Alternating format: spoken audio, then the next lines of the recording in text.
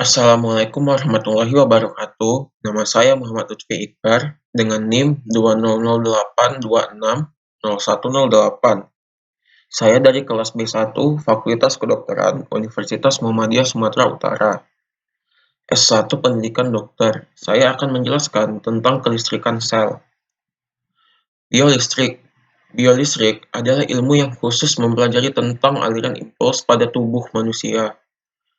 Tegangan pada tubuh manusia berbeda dengan listrik rumah tangga.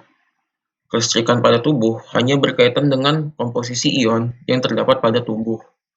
Sel saraf menghantarkan impuls karena terjadi pertukaran ion-ion di dalam dan di luar membran sel saraf. Pertukaran ion tersebut tidak dapat terjadi begitu saja, tanpa adanya rangsangan. Rangsangan yang cukup kuat dapat mengaktifkan pompa ion sehingga menyebabkan terjadinya pertukaran ion.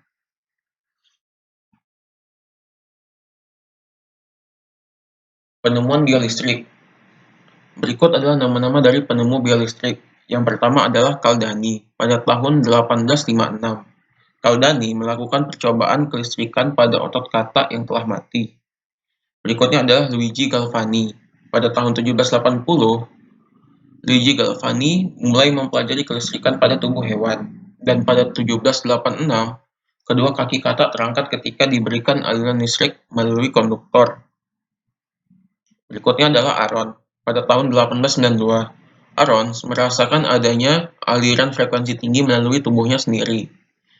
Berikutnya adalah Van Synek 1899. Ia mengamati terjadinya panas pada jaringan yang disebabkan aliran frekuensi tinggi. Yang terakhir adalah Schelleppek 1982. Ia melakukan pengobatan dengan menggunakan shortwave. Definisi kelistrikan sel. Kelistrikan sel pada manusia merupakan ion karena pada dasarnya tubuh manusia mengandung ion positif berupa Ca2+, dan Na+, sedangkan ion negatif pada manusia berupa Cl-. Dalam tubuh manusia terdapat perpindahan ion. Ini terjadi pada sel saraf yang mengantarkan impuls saat menuju ke efektor dengan waktu yang sangat cepat. Listrik yang dihasilkan oleh tubuh berfungsi untuk mengendalikan dan mengoperasikan saraf, otot, dan berbagai organ.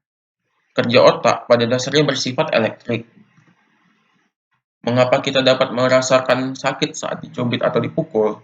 Karena pada saat dicubit atau dipukul, reseptor pada kulit menerima rangsangan berupa pukulan atau cubitan.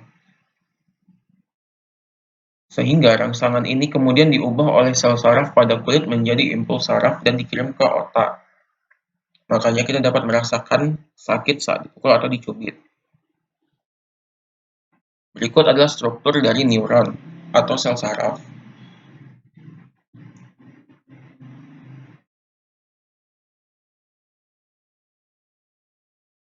Setiap neuron terdiri atas 3 bagian utama, yaitu badan sel, dendrit, dan akson atau neurit. Di dalam neurit terdapat benang-benang halus yang disebut neurofibril. Neurit dibungkus oleh selubung myelin yang berfungsi sebagai isolator atau pelindung.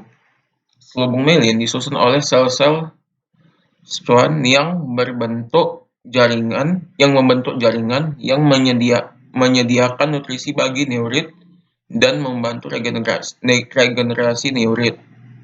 Bagian neurit yang tidak dilindungi selubung myelin disebut nodus Ranvier. Proses kelistrikan pada sel saraf.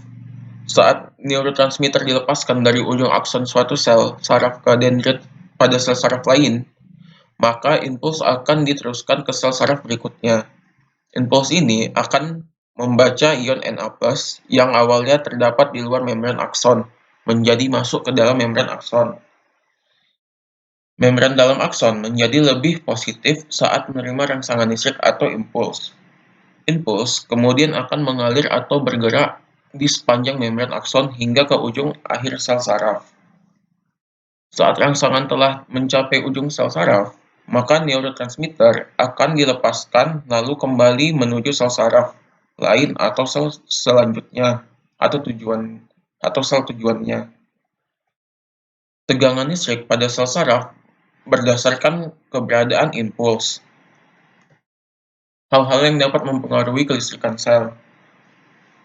Hal yang dapat mempengaruhi kelistrikan sel adalah depolarisasi. Depolarisasi adalah perubahan di dalam sel di mana sel mengalami pergeseran distribusi muatan listrik sehingga di dalam sel dihasilkan muatan negatif yang lebih sedikit.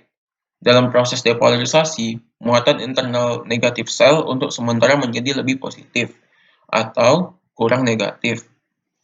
Pergeseran dari potensial membran negatif ke positif terjadi selama beberapa proses, termasuk potensial aksi. Sekian dari penjelasan saya. Jika ada kesalahan kata, saya mohon maaf. Assalamualaikum warahmatullahi wabarakatuh.